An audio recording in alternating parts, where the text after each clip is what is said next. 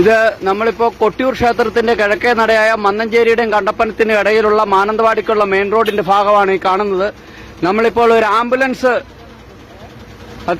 Ambulance കടന്നു വന്നുകൊണ്ടിരിക്കുകയാണ്. പക്ഷേ ഇത് കടന്നു പോകാൻ കഴിയാത്ത വിധം റോഡെല്ലാം ബ്ലോക്കാണ്.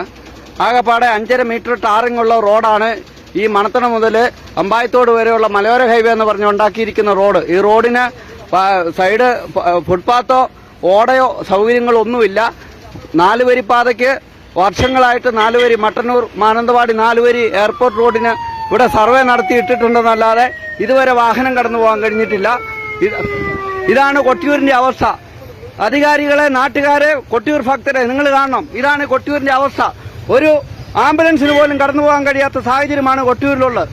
ഇതുവരെയായിട്ടും ഇവിടെ റോഡ് വികസനമോ അടിസ്ഥാന സൗകര്യ വികസനമോ നടത്താൻ കൊട്ടിയൂർ ദേവസ്വമോ കേരള സർക്കാരോ ബന്ധപ്പെട്ട അധികാരികളോ തയ്യാറായിട്ടില്ല. കൊട്ടിയൂരിലെത്തുന്ന ഭക്തജനങ്ങളെ ശ്വാസം മുട്ടിച്ചു കൊല്ലുന്ന അധികാരികളുടെ നിലപാടിൽ പ്രതിഷേധിക്കുക.